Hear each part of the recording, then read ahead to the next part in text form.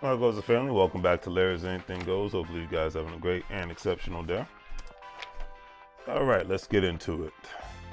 So, first off, before I talk about this amazing couple, I have to give a lot of love and respect to them. Why? Because all, and I definitely mean all couples, regardless if they have a marriage certificate or not, couples and friendships as adults in the United States of America and most Western nations should be considered to be turned into assets and not liabilities, like EY University always says, assets over liabilities. Marriage is a business, whether people like it or not. It's more than just being there for each other. It's more than just companionship. It's about the economics. It's like that song with T.I. says, if it ain't about the money, don't be hollering at me. So today I'm talking about Robert and Tamara Lucas, who are considered to be serial entrepreneurs. The article stated that to date, these Baltimore natives have 5 businesses between them, including a car dealership, co-work space, property maintenance company, business consulting company, and multiple real estate investments, adding to their success. Tamara recently completed her doctoral dissertation in business administration and entrepreneurship and is a step closer to being Dr. Tamara Lucas. And before I go on, that is amazing, especially given the fact that our lovely news media, from Fox News to CNN to MSNBC, are always talking about the negative aspects of good old Baltimore, Maryland, and never talking about the positive aspects of the city. Remember that Baltimore, Maryland is the last major city on the eastern seaboard to get gentrified. Philadelphia is becoming gentrified. DC, New York, Boston have been gentrified, and now, last but not least, Baltimore, Maryland. The article also stated that they accomplished this all with no blueprint or financial inheritance. They are both first-generational serial entrepreneurs whose attitudes attributes their success to hard work, sacrifice, and support from each other's passions. Couples making money moves, or as Dr. Boyce Watkins used to call it, financial lovemaking. It's no surprise that their motivation to success is to provide a good life for their daughter, Ryan, as you see here, so that she can inherit generational wealth that will afford her the opportunity to position herself for a success career of her choice.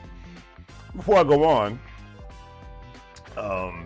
this is off script, but I remember listening to a podcast today. Dr. Boyce Watkins was talking about Baltimore, Maryland. And he said, and I quote, there used to be this booming area in Baltimore where there was nothing but black businesses.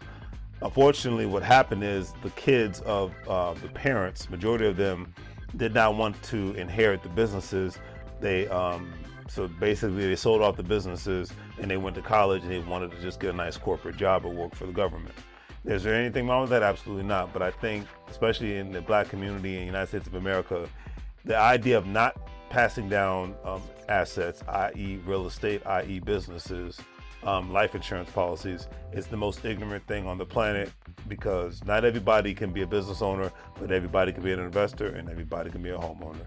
And passing down these things, especially, it's imperative today because of the way that the U.S. economy is constantly changing, constantly evolving, constantly the generation of children the next generation of children will be competing with robots and other softwares.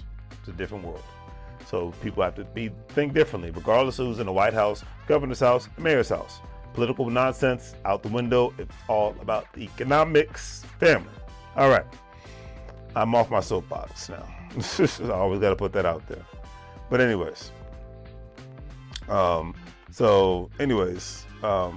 she will inherit this and be able to put herself into this, because I hear so many parents always talking about giving their kids great memories and not worrying about passing down assets so that their kids don't have to start from scratch.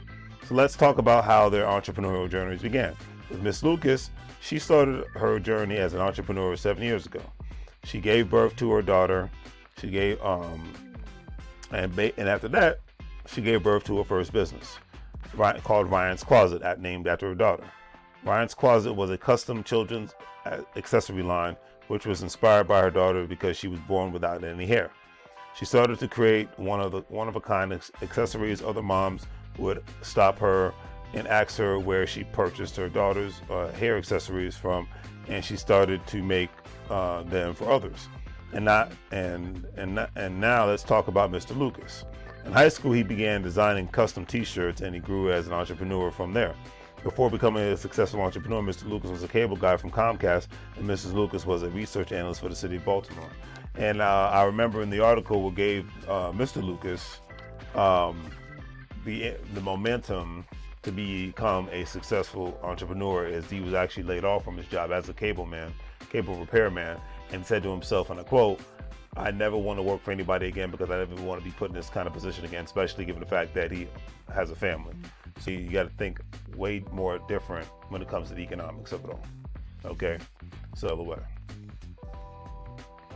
All right, can I put it in the? So at the end of the day, this great power couple were your everyday average working people, and who saw opportunities outside of their everyday working lives.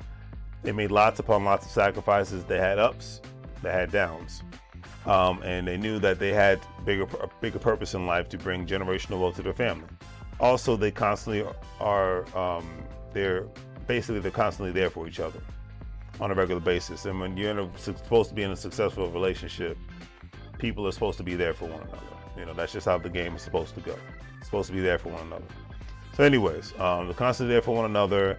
And Mrs. Lucas and Mr. Lucas, as a husband, leads, Mrs. Lucas says.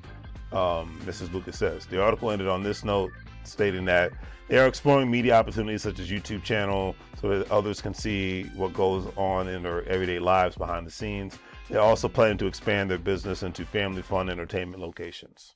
And that's another thing that's very popular. I remember a friend of mine, a former coworker of mine, who did stuff like that. And he has a great personality, so I could see him doing the family fun location. So, you know, much love and respect to Lucas's. I wish them nothing but love and respect. Don't forget to check out Larry's Anything Goes. So a variety of products, especially your financial intelligence, Larry's Anything Goes products. We'll start to be selling Larry's Anything Goes hats. So I'm going to be doing some more research into that. The fire's been lit under me ever since I went to the EY University Invest Fest. So it's time to move forward. It's time to make money moves, just like this couple's making money moves, and go from there. And that conference reminded me one thing. You know what? I'll save that for when I go live tomorrow. So anyways, don't forget, if you're a stock market investor, crypto investor, individual retirement account investor, don't forget to check out WEBULL, Stash, Acorns, Crypto.com, Coinbase, GS Partners.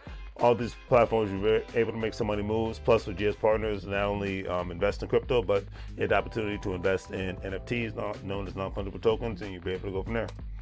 Remember, you can't get fired if you own a company. It's 2023. It's time for you to own something, just like the Lucases own all these multiple businesses, and they're successful serial entrepreneurs. So, as I always say, do the great three free things, family. Like, share, and subscribe. Have a great day, and as I always say, make money move so you're going to live like a fool.